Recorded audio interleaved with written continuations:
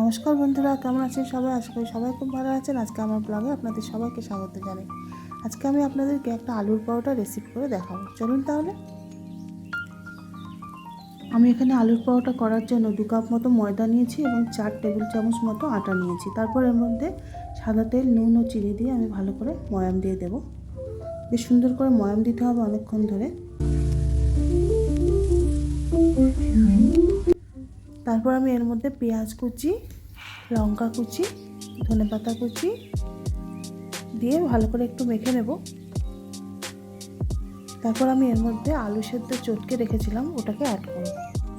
আলু সেদ্ধ করে ওটাকে চটকে রেখেছিলাম, ওটাকে অ্যাড করব, দিয়ে খুব সুন্দর করে মেখে নেব। প্রয়োজনে জল দেব, জল যদি না লাগে তাহলে শুধুমাত্র আলু দিয়ে সুন্দর করে মেখে নেব।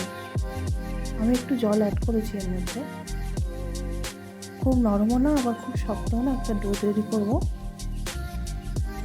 ডোটা কিছুক্ষণ ভিজা কাপড় দিয়ে চাপা দিয়ে রেখে দেবেন। আমি সঙ্গে সঙ্গে করছি সময়ের অভাবে। ডো থেকে আমি লেচি কেটে নেবো। এখানে আগে লেচিগুলো কেটে নেব, তারপর আমি পরোটাটা করব।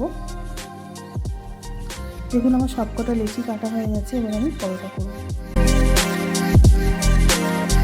পরোটাটা বেলার জন্য আমি ময়দা নিয়ে নিয়েছি।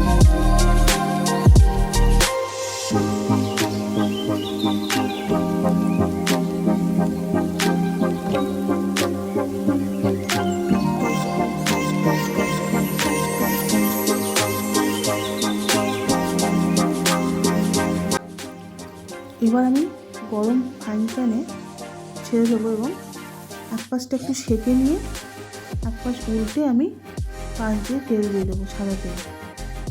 অল্প অল্প তেলে আমি সুন্দর করে পরোটাগুলোকে লাল লাল করে ভেজে নেব। একটা পরোটা আপনাদেরকে দেখালাম, ভাজা হয়ে গেছে। এবার আমি তুলে নেব। দেখুন কতটা নরম এবং আস্তা হয়েছে। দেখুন কতটা নরম হয়েছে। একটা ছিঁড়ে আপনাদেরকে দেখাচ্ছি, এই দেখুন। এবার আমি এটা আচার এবং পেঁয়াজ লঙ্কার সঙ্গে পরিবেশন করব গরম গরম। তাহলে রেসিপিটা কেমন লাগলো আপনাদের অবশ্যই জানাবেন, অবশ্যই লাইক এবং শেয়ার করবেন। তাহলে আজকে চলি, নেক্সট পর্বে আবার দেখা হবে। টাটা।